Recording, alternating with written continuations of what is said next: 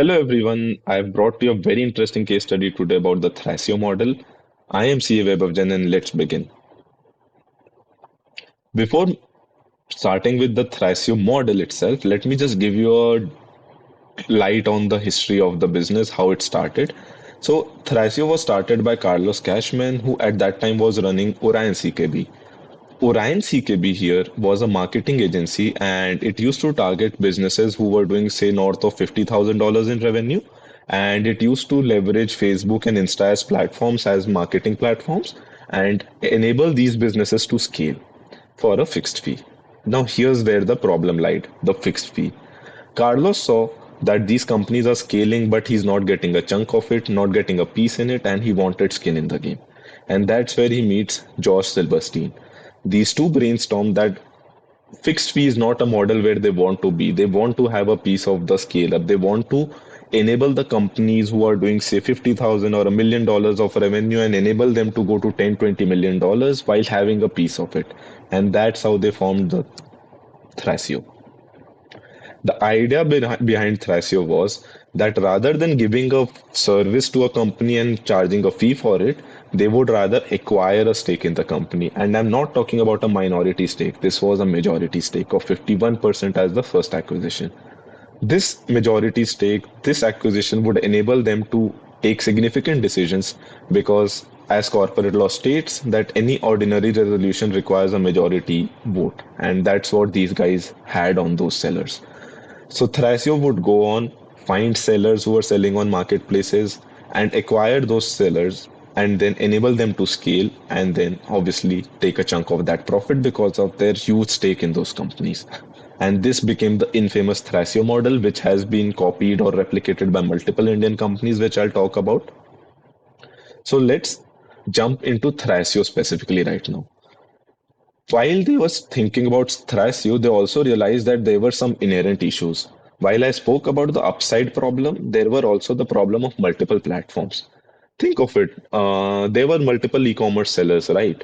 But where were they selling? They were not selling only on Amazon. They were selling on Shopify. They were selling on WooCommerce, BigCommerce, Magento, and multiple other platforms. And to bring synchronization into these multiple platforms was a big challenge. Not only that, they also had to face the challenge of multiple partnerships.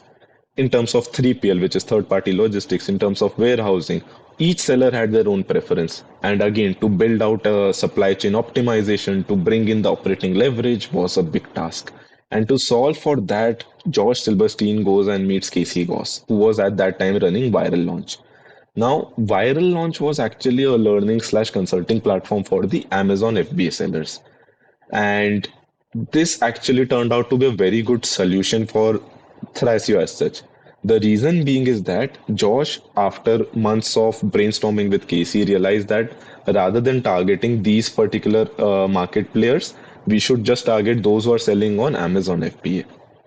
It would enable them to solve for the multiple platforms issue as well as the multiple partnerships issue, and also build for the upside, the skin in the game which they wanted. And that is how Thrasio came into play. With this go-to-market strategy, Thrasio actually ended up acquiring its first brand, and if I'm not wrong, it was the brand of hand mixers for which we use for, say, making egg whisks and other such liquids. So that was the first brand, and Thrasio later on went to acquire more than 200 plus brands, have a top line of $500 million with a bottom line of $100 million, and achieved massive scale. Obviously, it is a unicorn, and I think it is valued at roughly $3.5 billion. These are all the last information which I could find. So that is how this business scaled up. So I think by now you have understood what the problem statement was and what solution did Thrasio bring to the table, which is its acquisition strategy. Now, this acquisition strategy surprisingly became very famous. It even came down to India, and many companies in India have done it and become unicorn. It also became so famous that it is now known as buy and build strategy or a house of brand strategy. But that is fine. But one thing which we also should understand is what was the strategy or the actual philosophy when these guys ended up doing it. So the strategy can be thought of as such that, okay, they're acquiring a company, but there has to be some philosophy before acquiring a company and after acquiring a company. So the strategy before acquiring a company was known as RRR, which is review, ranking, rating. Review means that they go on an Amazon listing page and check for all the companies who are selling a particular product. And basis whatever reviews they are seeing, they decide whether to go for the top ones or the bottom ones, which is the ranking. Now, if they go for a top ranked company versus a bottom ranked company, the difference comes in terms of the customer funnel as well as the valuation. While a top company has a good customer funnel, but it also comes with a premium valuation attached compared to a bottom company, which might not have that lucrative customer funnel, and hence it is in the bottom. And it might come at a cheaper valuation than the top ones. In terms of rating, the top one companies might be 4 or 5 star rated sellers, but the bottom ones might be 1 or 2 star rated. So this trade-off was there, and surprisingly, these guys thought that they should actually end up doing with the bottom ones because they thought that okay, we can build out our marketing expertise there and we can get them for cheaper valuations and scale them to for a better upside. But later on, they realized that this is not the correct strategy because for the top ones, it was a easier playbook. They already had the customer funnel for themselves. They had repeat businesses. The only help these guys could do was that enable them with a better marketing strategy, better operating leverage, and help them to scale up massively. Which brings me to my second point, which is the post acquisition. So once they acquired a company, ideally a top seller, they actually ended up rebranding them for a better, say, sales pitch and a better customer image, and then started spending on marketing. Because the sellers who were actually, even the top sellers for that matter, they were not willing to spend a lot on marketing. Even say $10,000 spent on marketing was a lot for them, but Thrasio and even Carlos, Josh for that matter, coming from marketing as a background, didn't hesitate to spend on marketing to build out these companies, to scale these companies. Another piece which was there post acquisition was building out the supply chain optimization. Think of it, the problem statement of multiple platforms or multiple partnerships was what? The actual problem lied that because of multiple platforms or partnerships, building out operating leverage, be it in terms of supply chain optimization, be it in terms of having marketing synergies, etc., could not be done.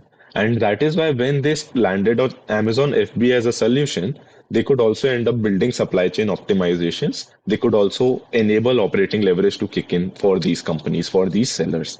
And all in all, this turned out to be a beautiful playbook for Thrasio as such, and even for the world, which later on adopted this strategy massively. So that is about the pre-acquisition and post-acquisition strategy.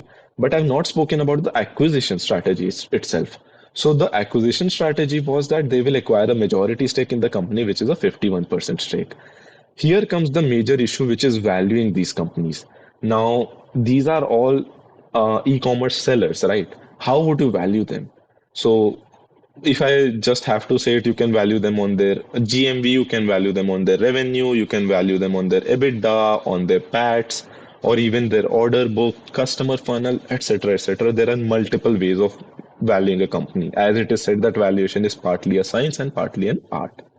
But these guys stick to EBITDA as a lever, and they valued these companies in the range of 3 to 5x, primarily 4 to 5x of EBITDA. These companies, which I'm talking about, are basically e-commerce sellers, and they actually had 20 to 25% EBITDA margins, which means that on a revenue basis, these companies were being valued at 1 to 1.5x revenue because of a 4 to 5x EBITDA multiple. And this was the go-to acquisition philosophy these guys had, and they acquired 200 plus brands till date, as I mentioned. Now, for acquiring these companies, they needed funds, and for funds, they either had debt as an option or equity as an option. Now, if you think of it again, getting equity might have been easy for these guys. Maybe they had the right networks and the right playbook for getting equity, but the issue with equity is dilution. If they go on acquiring these companies via equity funding, they would have to dilute their own company, which is Thrasio, and then they end up having lower stake in Thrasio, which gives them lower upside for their own personal selves. And hence, they also wanted a huge chunk of funding to come from debt. And that is why debt also becomes a major source of funding for such a playbook. Hence, they used a combination of debt and equity, acquired these companies, scaled them, and then sold them for like humongous valuations and repaid the debt. So this turned out to be a beautiful playbook with a good upside for these founders as well as Thrasio, and even enabling the sellers to scale massively. Now, hoping that I've done justice to the Thrasio playbook, just wanted to quickly touch upon Indian Thrasios. There are many companies in India who are adopting a similar playbook. As you can see on your screen, there's Mensa, Goat, Global Bees, Evenflow, 10 Club, and there are multiple other companies. For example, there's MyGlam. Now, Mensa and Goat were started by the guys out of Flipkart Cartel, and even though they have gone to become unicorns, and Mensa, for example, has raised roughly $200 million till date. Goat has raised around $800 million till date. MyGlam, which I'm speaking about, has raised roughly $300 million till date. All these fundings are a combination of equity and debt. But before I end this video, just one more thing. It is not that all these companies actually took the playbook as is. If I talk about Thrasio, the go-to market philosophy was that they would not want to do anything in the fashion and food industry. Fashion being an ever-changing and dynamic product, and food being a product which requires a lot of storage and transportation. So they didn't want to do all of that. They wanted to do simple products. They wanted to do a spatula with which you serve rice. The idea was that okay, it does not require a high precision. A customer which wants a spatula will search for it and go and buy the first one they see. So the idea was to leverage the marketing synergies which they had with Ora and CKB. The idea was to rebrand, market, and build up supply chain optimizations for a simpler product. If I talk about my glam on the contrary was all about fashion, is all about fashion. They are building a house of brands of fashion, and even they have acquired a couple of marketing companies to build out marketing synergies between fashion and those marketing companies. And Mensa, for example, has exposure to multiple industries, and so have some of the other names which I've mentioned. And that is how each of them are building their own Thrasio playbooks. But the source of the acquisition and scaling strategy, or buy and build strategy, or the house of brand strategy is what I just talked about today. And I found it to be very interesting for me as well to know about it. So, hope you liked this case study and stay tuned to my channel for more case studies and more such interesting content. Catch you in the next video.